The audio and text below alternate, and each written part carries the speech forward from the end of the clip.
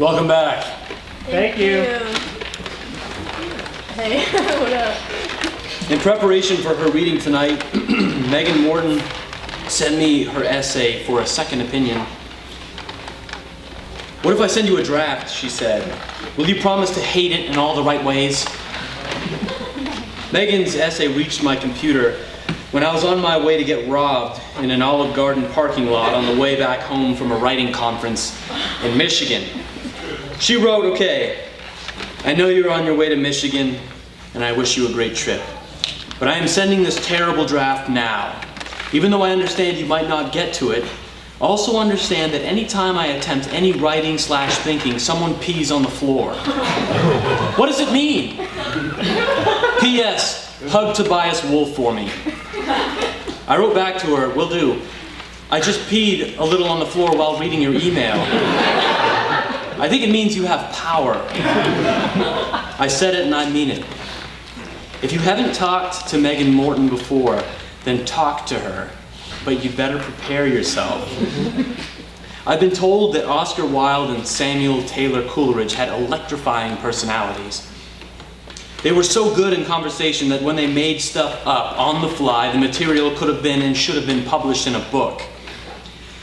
That is what it's like to talk to Megan. Just when you're recovering from the hilarity of a metaphor so brilliantly crafted that it ages you a week, she rushes up from another direction with something even better. I said prepare yourself, and by that I mean you should have a tape recorder running in your pocket at all times, because she's about to grape shot you with a Pilgrim rifle loaded with gems. She's a modern day Mark Twain. I keep telling her that she needs to write a book. The Joker says, if you're good at something, never do it for free. Well, Megan's been dropping free thought bombs on the world for long enough. It's time we paid up. I'm beginning to feel guilty in my special soul place. What? If we... We were all thinking it. If we don't all convince her to write that book, we'll be as guilty as Ponce de Leon if he actually found the fountain and did nothing to try to get it bottled and shipped. Don't be Ponce de Leons. When you get a chance to talk to Megan, ask her for her book. Make it part of every conversation you have with her. Eventually, she will not be able to resist us. And now, let's listen to Chapter 1 of Megan Morton's soon-to-be memoir. The book will be entitled, "The People Have Spoken." Megan Morton.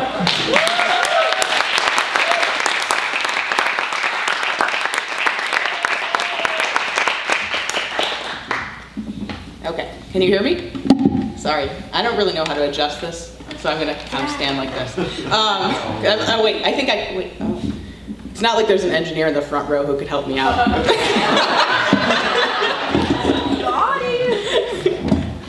All right.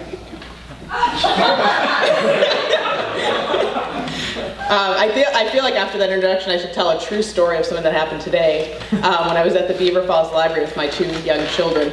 And we go to the story hour in the library, and people read, stories. And then there's a craft, and the librarian announces, we're going to do a craft, and it's going to be about Earth Day, because Friday is Earth Day.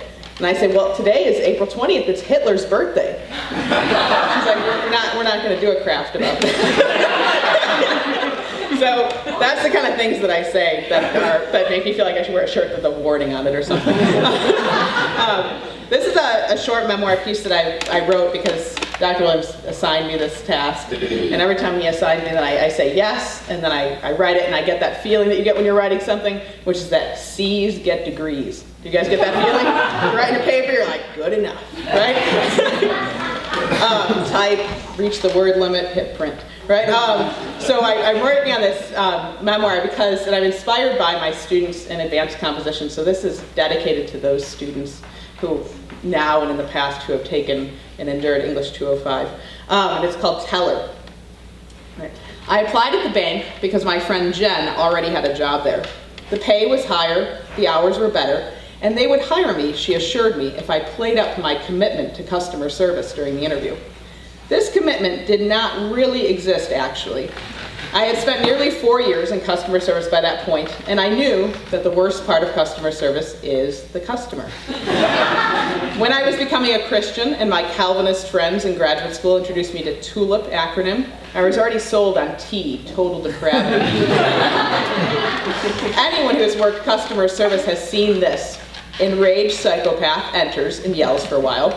Powerless employee goes to fetch the manager after telling the customer about the official policy and being yelled at some more.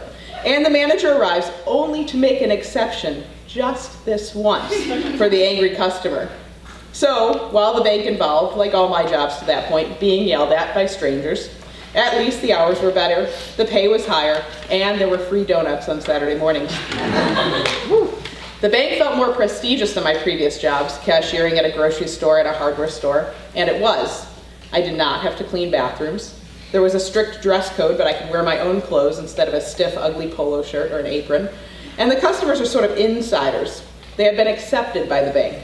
People have a relationship with their bank, like their church. And bank tellers have more responsibility than ordinary cashiers. A slew of federal regulations affect banks and require careful paperwork. And of course, there's lots and lots of cash. My dad used to buy lottery tickets, the real ones, with the numbers, not just the instant scratch-off kind. And when we'd sit on the couch to watch the drawing on TV, I'd hold my breath, watching each little ball rise up the tube and hope for the numbers, our birthdays or my parents' wedding anniversary, to match the numbers on the thin ticket. We dreamed during the commercial break before the drawing of how we would spend our winnings. A trip to Disney World, the Snoopy snow cone machine, Barbie's dream house. When we dreamed of winning the lottery, it was not money that we wanted, but the dreams, the toys and the trips and the fun. Money has to be abstract for you to insert yourself and your little dreams into it. At the bank, money is not an idea. Money is bills and coins. Each one must be handled, counted, sorted, banded, stamped, and ordered. Every bill is a dirty little Bilbo Baggins, returned from a quest, filthy and wizened and separated from its original tribe. Bills that are newborn from the mint are almost too precious to use. They stick together, crisp and compact and identical. I like the money better when it was softened by use. New money has the identical evil of row upon row of identical white stormtroopers. It takes longer to count, the rhythm is off, and extra care must be taken to make sure that you are not accidentally handing out too much. Customers were always impressed by new money, acting as though I had printed it myself, especially for them. But new money is not the worst. I ask you, is there any money worse than wet money? Produced from the mysterious damp regions of the body, these wet, crumpled bills wadded together, dropped by fistfuls on the flesh-colored Formica countertop. No wallet, no tiny leather jacket to protect the money. Mostly, I feel that if you were presented with sweat-dampened documents from a stranger, you'd be right to flee. But this is legal tender, and the bank teller's job is to flatten, count credit, and then remove these bills from circulation. Don't worry, I did you guys a solid. I took those out. Rather than passing these bills on, I would tuck them into the small section of my till. The till was where you kept the money, so I had compartments on the top for banded money and then compartments on the bottom for loose money. The money is all kept in bands, like usually 100 bills within a band, so $100 worth of singles, $500 worth of fives, and so on. And it was all carefully organized. So I had a small section that was for money. There was a section for money that was damaged, and also a section of this like bait money.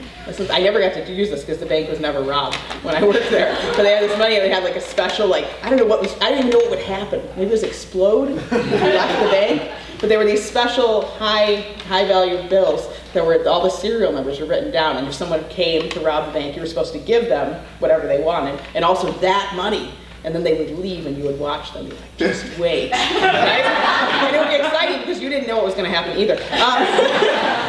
But it never did happen. So like also somebody would finally come across like a $20 bill that had, where someone angry citizen had written, this is a misquote, but Andrew Jackson, the only good Indian is a dead Indian. Someone would have written that over, then so those bills would be removed from circulation, right? And then today, did you see the announcement that they're changing the $20 bill? Right, so Harriet Tubman's going to be on the $20 bill now, so take that. Andrew Jackson. And another thing I had to tell you guys, this is like only tangentially related, is that it was when I was working at the bank that they introduced the gold dollar coin. You guys remember the gold dollar coin?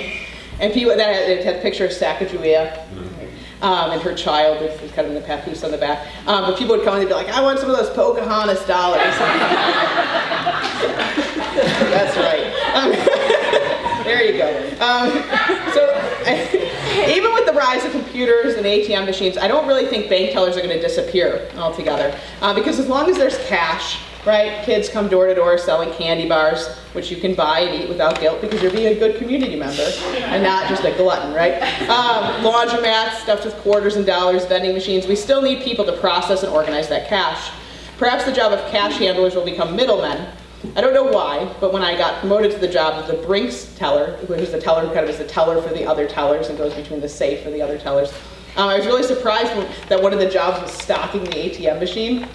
Like the ATM machine, like all the other vending machines in the world, has to be stocked with money. And I would spend hours when the bank was slow sorting through bands of $20 bills and pulling out ones that had curled or crumpled edges because they would get caught in the machine. And then early in the morning, I would walk out with a bag, a canvas bag with $40,000 or $60,000, and a key for the ATM and the guard.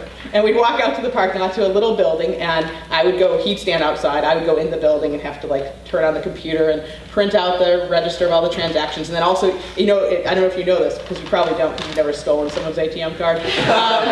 But if you steal someone's ATM card and you're like, here's an ATM card, I'm gonna take my chances, right? Maybe if you're Peter, you're brilliant, you can like figure out the 4-digit code to try to actually get it to give you money. But if you just randomly hit a 4-digit code and you do it wrong like twice, the machine just sucks the card back in and keeps it inside the machine, right? To keep it from people from using your account that way. So you would get those captured cards out of the machine and then put the clean money back in. And it was this little tiny building, and I would try to work really quickly because there were spiders in it. Sometimes they would come dangling down from the ceiling while I was filling up the machine.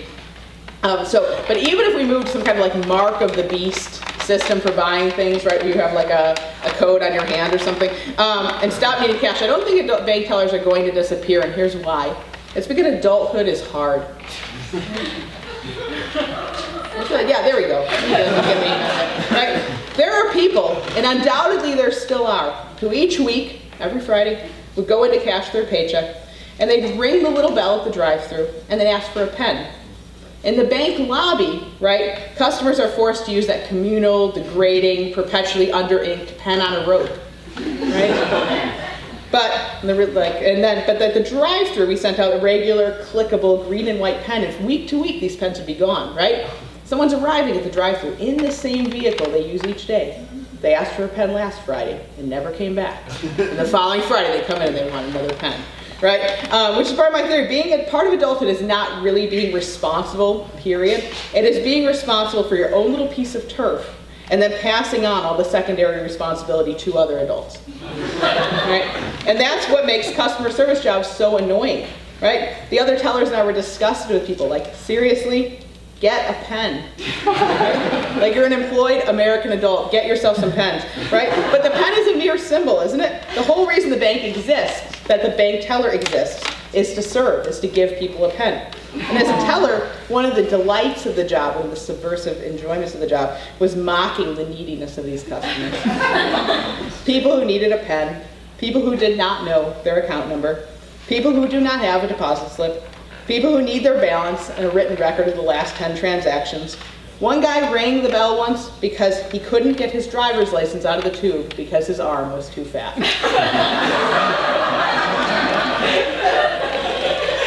I advised this man, sir, you need to turn the tube over and shake it and let gravity help you out. And it worked. That was good. I'm looking at the engineers here for them to nod. Like, this was good advice, and I think that worked. People who would send $37 worth of coins through that tube, like that vacuum tube, and then be surprised when plunk, the whole thing would get caught underground. Right, because there wasn't enough vacuum pressure to push the tube, which is designed to carry like 4 pieces of paper, caught underground. And then people would say things like, well, it's caught underground. And then they would say, but you can't count it? No, I can't count it. I'm too large to fit inside the tube system to get down there and get it. So now we're going to have to call the company that fixes these things, and a man will come and with tools, and he will get the tube out, and then we will count it, we'll deposit it, and that will happen next week. Right, so people do all sorts of things like that. We were so annoyed by their incompetence in adult life and annoyed at their interruptions.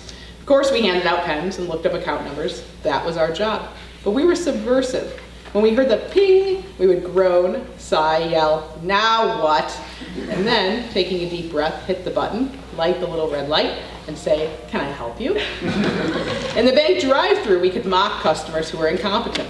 Right? One time a lady, this lady wasn't exactly incompetent, but this is still pretty funny. She opened the door to her car, she opened the tube, and the receipt flew out, carried off by the wind. The receipt has your account number on it, so you want to keep it. So she opened her car door to chase the receipt, and then she had 4 dogs in her car, and then they all got out of the car. And it was like a silent movie. Watching the lady with the dogs and everything in the drive-thru at the bank, the other customers all watching. And in the lobby, tellers must always behave professionally, right? You have to stand there quietly and wait for people to be nice to them, right? And in the drive-thru is a totally different situation, right? We took it as our due to hold customers up to scorn, right? We did not want to deal with people, just the tiny pieces of transactions, the tiny little piece of paper delivered through the plastic tube. The ping of the call button was an unwelcome reminder of the people on the other end of those transactions. And each ping reflected the caller's inadequacy. Good customers do not interrupt the flow of transactions with extra questions or requests. "Leave us alone, you idiots." Right? We would often feel animosity toward people, really get up and go in the lobby. That's where the people who need help need to go, right? Walk into the bank.